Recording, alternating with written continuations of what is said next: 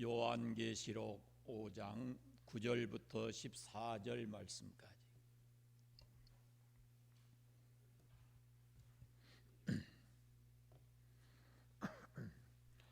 한 목소리로 합독해서 읽겠습니다.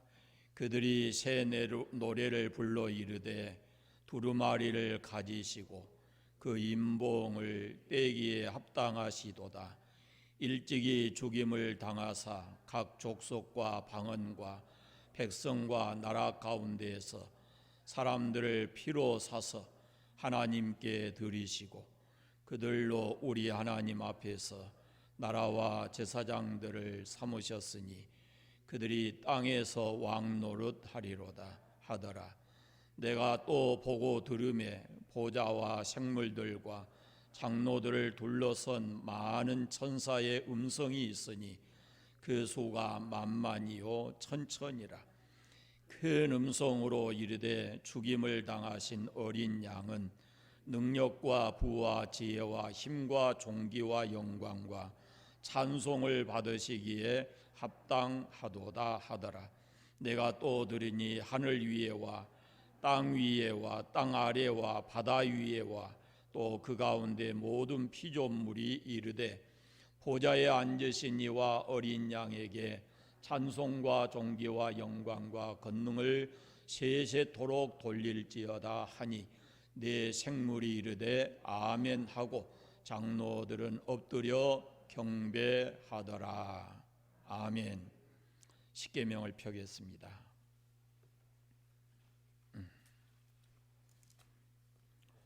제3계명을 같이 하겠습니다. 제3은 너는 내 하나님 여호와의 이름을 망령되게 부르지 말라. 여호와는 그의 이름을 망령되게 부르는 자를 죄 없다 하지 아니하리라. 아멘.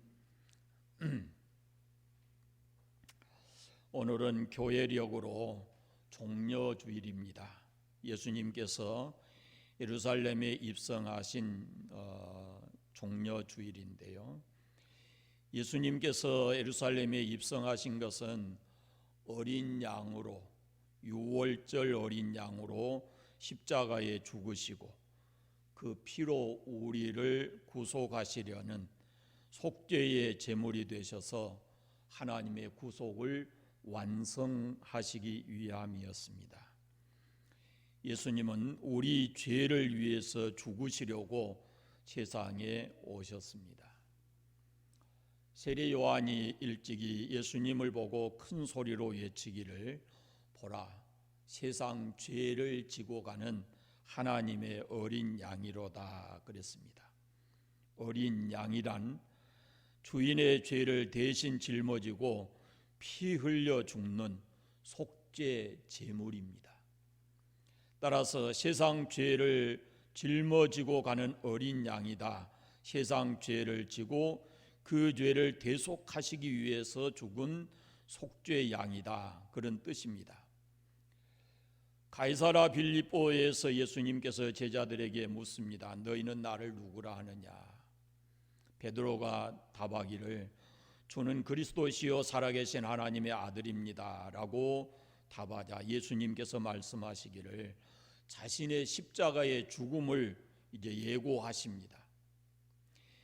이제 예루살렘에 올라가면 서기관과 대제사장들과 바리새인들에게 잡혀서 고난을 당하고 십자가에 죽고 사흘 만에 다시 살아날 것이라 하고 제자들에게 가르쳐 주었습니다. 무엇을 의미합니까? 자신의 목숨을 스스로 대속물로 주시기 위해서 세상에 오셨고 이제 그 때가 되었다라고 말씀하고 있습니다.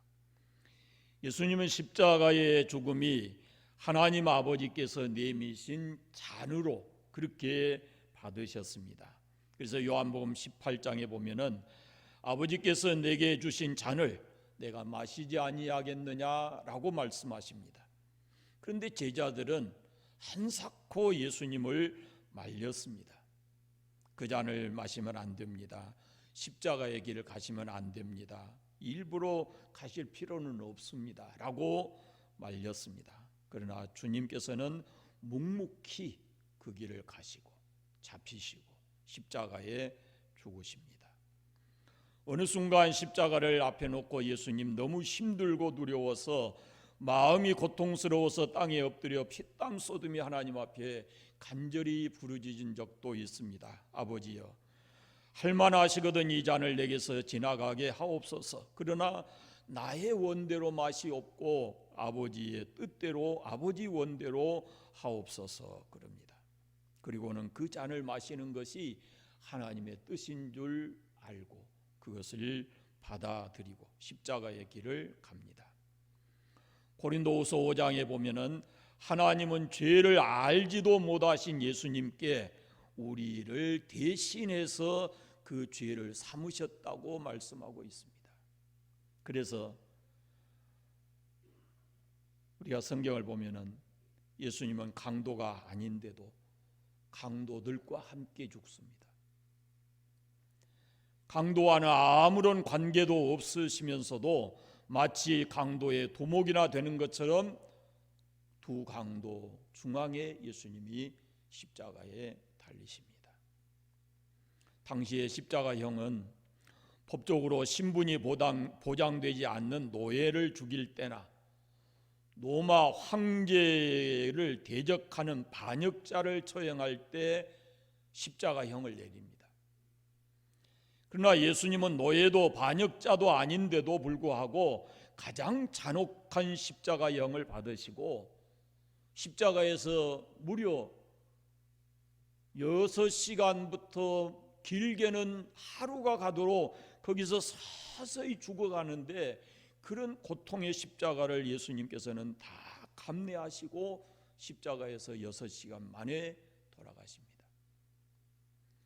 그리고 하나님께로부터 철저히 버림을 당하셨습니다. 왜냐하면 예수님은 그 일을 위해서 세상에 오셨기 때문이고 우리를 살리기 위해서 그 무서운 고통의 잔을 마셔야 했던 것입니다. 이런 의미에서 예수님의 죽음, 그 십자가에 달리신 예수님이 기독교 진리의 핵심이고 우리가 믿는 신앙의 핵심입니다. 누군가가 기독교를 나타낼 만한 상징 한 가지를 얘기하라고 하면은 주저하지 않고 우리는 십자가를 말해야 합니다.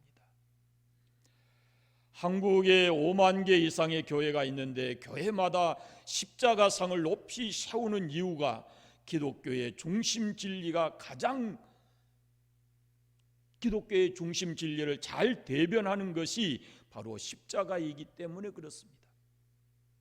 기독교를 상징하는 것이 바로 십자가이고 우리의 신앙의 중심에 바로 십자가가 있고 이 십자가의 중심에 바로 예수 그리스도가 계시기 때문에 그렇습니다.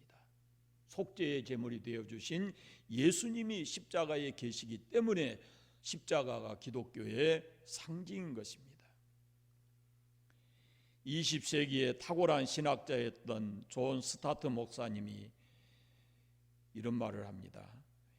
예수님에 관한 이야기 중에 가장 중심이 되는 것은 무엇일까? 여러 가지 얘기합니다. 그리고는 결론적으로 그에 대해서 존 스타트 목사님은 이렇게 답을 합니다. 예수 그리스도의 죽음이다.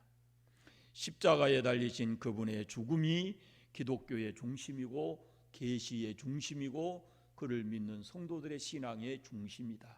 이렇게 말을 했습니다. 20세기의 유명한 신학자 에밀 브룬노도 같은 얘기를 합니다. 십자가는 기독교의 상징이요 교회의 상징이고 예수 그리스도 안에 있는 하나님의 계시의 상징이라고 그렇게 얘기를 합니다. 기독교의 중심은 십자가고 우리의 신앙의 중심도 십자가입니다. 그러므로 십자가에 못 박히신 예수 그리스도, 그분이 우리 신앙의 중심에 있어야 합니다. 예수 그리스도를 설명하는 모든 것이 바로 그 십자가 속에 담겨져 있습니다. 그러므로 누구든지 예수님의 십자가를 깨닫고 그 십자가의 은혜를 우리가 경험할 때야만이 비로소 우리는 예수를 아는 사람이고 예수를 믿는 사람이라 그렇게 말할 수 있습니다. 그만큼 십자가의 죽음, 십자가에 못 박히신 예수님은 우리 신앙의 진수고 우리 신앙의 본질이고 우리가 영원히 붙들어야 될 진리인 것입니다.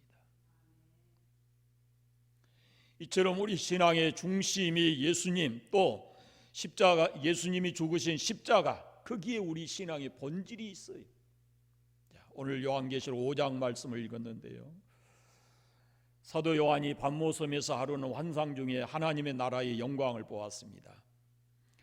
하나님께서 보좌에 앉아 계시는 그 찬란한 어전이 그의 눈앞에 펼쳐지는데, 그 보좌에 하나님이 앉아 계시고 그 주위에 24장로들 앉아 있고 네 생물이 있고 또 둘러선 호위하는 천천만만의 천사들이 있는 것을 보았습니다. 근데 그 중에 가장 중앙에 하나님 바로 앞에 어린 양이 서 계시는 것을 봅니다. 6절 말씀을 보시면 바로 위에요. 내가 또 보니 보좌와 네 생물과 장로들 사이에 한 어린 양이 서 있는데, 그럽니다. 지금 이곳이 하나님의 나라입니다. 예수님은 이미 부활하셔서 영광스럽게 승천해 가지고 거기 계시는 겁니다. 그런데 왜 그 영광스러운 나라에서 이 예수님의 모습을 하필이면 어린 양입니까? 이미 부활하신 영광스러운 모습으로 부활하셨는데 그 영광스러운 모습으로 계시지 않고 왜 어린 양의 모습으로 거기 계시는 겁니까? 승리자의 모습으로, 왕의 모습으로 거기 계시지 않고 왜 어린 양의 모습으로 거기 계십니까?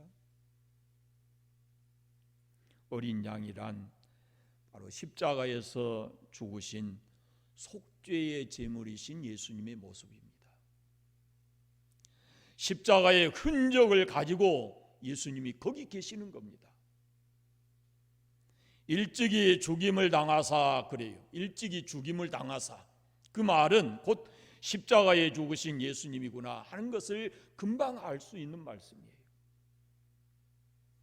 복음서에도 보면요, 예수님이 부활하신 다음에 영광스러운 몸을 입고 제자들 앞에 나타나시는데요, 그런데 예수님의 손에 못자국이 있고 옆구리에 창자국이 있어요.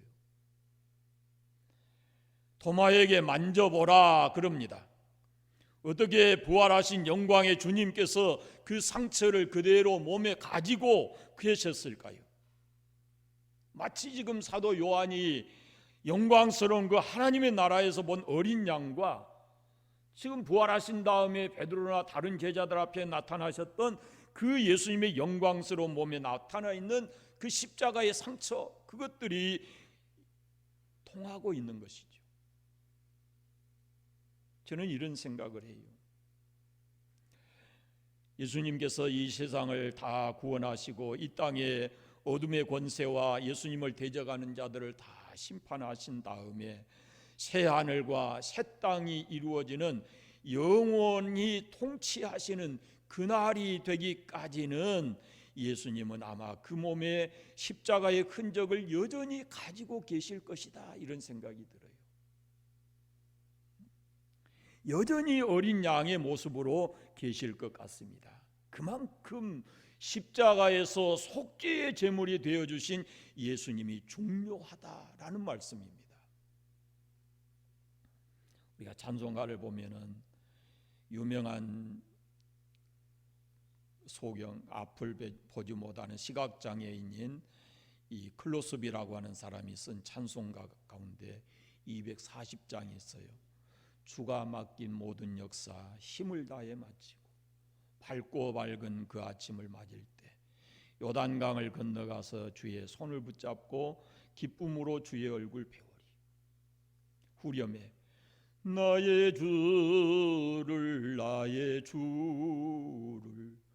내가 그의 곁에 서서 배우며 나의 주를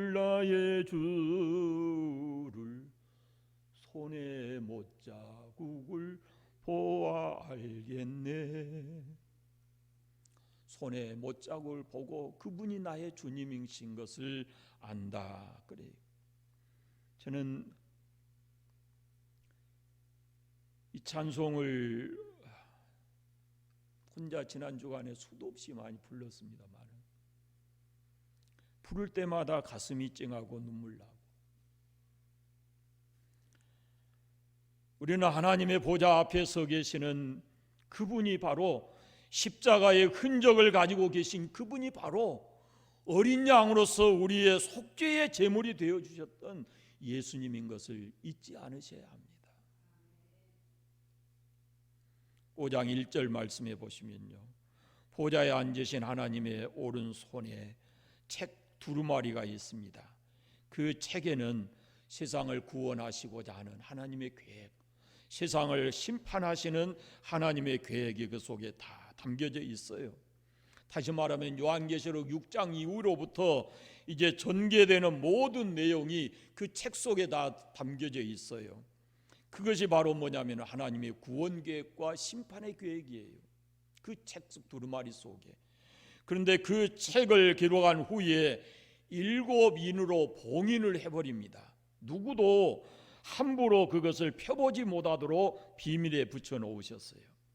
그런데 그 책을 주고 계신 하나님께서 거기에 기록된 대로 이제 세상을 구원하시고 심판하시는 그 일을 하시려고 하는데, 하늘에도 땅에도 땅 아래에도 능히 그 책을 받아서 그 책의 인봉을 떼어내고 기록된 대로 세상을 구원할 자가 눈에 보이지를 않는 겁니다. 그래서 사도 요한이 눈물을 흘려 대성통곡을 해요.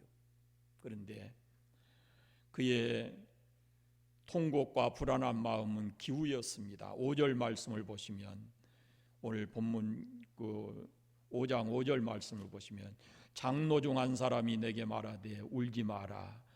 유대 지파의 사자 다윗의 뿌리가 이기었으니 그 두루마리와 7인을 떼시리라. 그러고 7절 말씀을 보시면, 그 어린 양이 나와서 보좌에 앉으신 이의 오른손에서 두루마리를 취하시니라 그럽니다. 하나님께서 그 두루마리 책을 자기 앞에 있는 어린 양 예수님께 넘겨주는 거예요. 그 두루마리를 받으신 예수님께서 인봉을 떼십니다. 그것은 바로 예수님만이 세상을 구원하시고 세상을 심판하시는 절대자이시다라는 것을 말씀하고 있습니다. 십자가에 못 박히신 어린 양 예수, 죽임을 당하신 예수님, 그분이 바로 세상을 구원할 구원자이시고 만왕의 왕이시고 그리고 영원한 제사장임을 하나님께서 인정하시고 그분에게 그 두루마리를 건네시는 겁니다.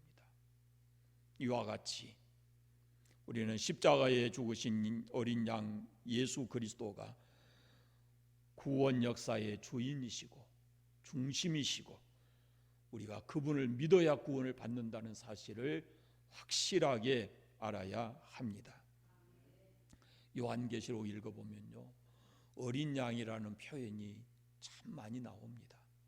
요한계시록이 22장까지인데 무려 거의 한 장에 한 번씩 이상을 있을 수 있는 그런 내용이에요.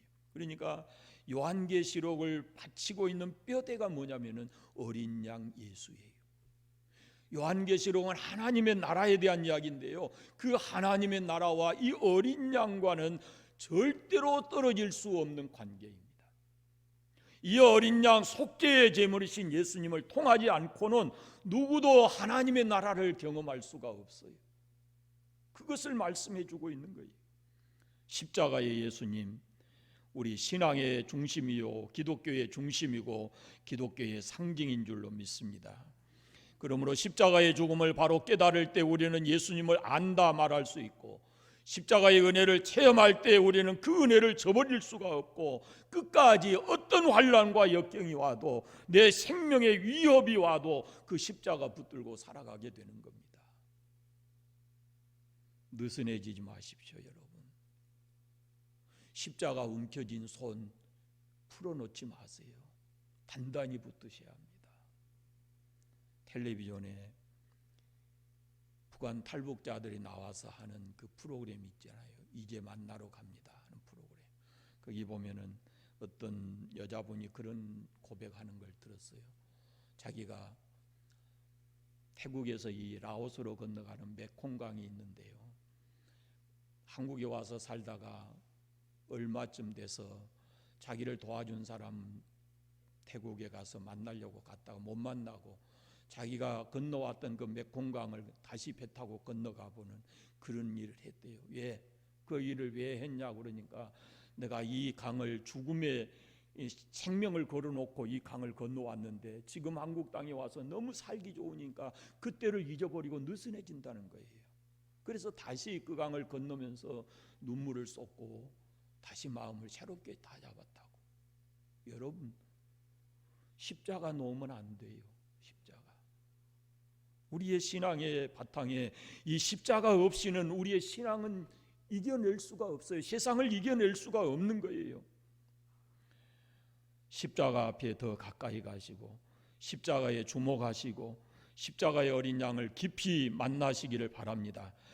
예수님이 왜 거기 죽으셨는지 그걸 우리가 깨달아야 십자가에 죽으신 그 예수님 앞에서 우리는 옛 모습을 잊어버리지 않고 요한계시록 2장에 나오는 에베소 교회처럼 첫사랑을 잃어버리면 끝나는 거예요. 십자가 그 은혜를 깊이 마음에 새기시기를 바랍니다. 십자가라는 이런 아름다운 시가 있습니다. 모든 것은 십자가로 통한다. 어떤 길도 십자가의 길이 아니면 되돌아와야 한다. 어떤 화려한 말도 십자가가 아니면 맛을 잃는다. 우리 하루하루도 십자가로 시작해서 십자가로 마쳐야 한다. 십자가의 터널을 지나 십자가의 그늘에서 우리가 쉼을 얻어야 한다. 이런 시가 있습니다. 여러분, 이제 우리가 십자가를 신앙의 중심으로 인정하고 십자가의 주님을 항상 주목하고 바라보려면 두 가지 확실한 신앙을 가져야 되는데, 첫째는 십자가에 죽으신 어린 양, 그분은 죄 없는 하나님의 아들 어린 양임을 믿어야 합니다. 두 번째는 예수님이 십자가에 죽은 예수님, 그분은 나의 죄, 우리의 죄를 짊어지고 나를 위해서 죽으셨다고 하는 것을 믿어야만 합니다. 9절 말씀을 중간에 보십시오. 각 족속과 방언과 백성과 나라 가운데서 사람들을 피로 사서 하나님께 드리시고 그랬어요. 예수님은 십자가에 죽으심으로 그 흘리신 피로 우리를 사셔서 우리를 하나님께 드리셨다 그랬어요.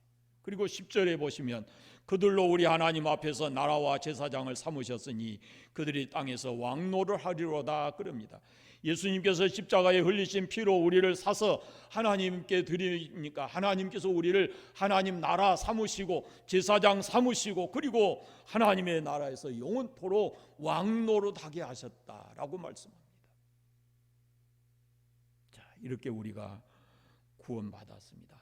예수님이 속죄의 제물 되어주셔서 우리가 구원받았어요. 그러면 구원받은 사람으로서는 이제 무엇을 해야 할까요? 자, 12절 같이 읽겠습니다. 12절 같이 읽습니다. 큰 음소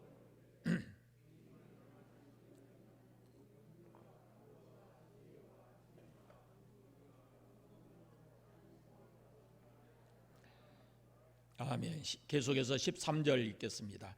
내가 또 들으니 하늘 위에와 땅 위에와 땅 아래와 바다 위에와 또 그 가운데 모든 피조물이 이르되 보좌에 앉으신 이와 어린 양에게 찬송과 존귀와 영광과 권능을 세세토록 돌릴지어다 하니 아멘. 그러니까 마지막 절에 뭐라고 그랬어요? 14절 같이 읽겠습니다. 내 생물이 이르되 아멘 하고 장로들도 엎드려 경배하더라. 여러분, 사랑하는 여러분, 예수님의 십자가의 죽음, 그것은 나를 위한 죽음이었음을 믿으시기 바랍니다. 십자가의 피로 값을 지불하고 나를 사셔서 하나님께 드리시고 하나님은 우리를 나라와 제사장을 삼으시고 만왕의 왕이 되신 그분 아래서 우리는 왕으로 살아가게 하셨습니다. 구원하심이 오직 예수님의 십자가에 있습니다. 조금 넘겨서 17장 10절 말씀에 보면 큰 소리로 외쳐 이르되 구원하심이 보좌에 앉으신 우리 하나님과 어린 양에게 있도다 그럽니다. 우리가 많이 찬양하는 그런 내용이 있죠. 다른 길, 다른 방법 없습니다. 오직 예수님, 오직 십자가에 우리의 구원이 있습니다. 십자가에 죽으신 어린 양 예수, 그분만이 우리의 구원자이십니다. 구원 받으셨으면 찬양하는 삶을 사십시오. 죽임을 당하신 어린 양 예수님을 찬양하십시오. 그분은 찬양받으시기에 합당하신 분입니다.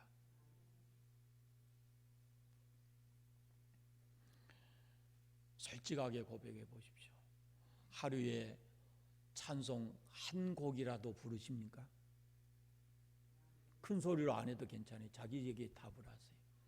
적어도 그분은 찬송 받으시기에 합당하신 분인데 나를 구원하신 그분께 우리가 적어도 하루에 한 번이라도 주의 은혜 감사합니다 라는 마음을 가지고 찬송해야 될 줄로 믿습니다.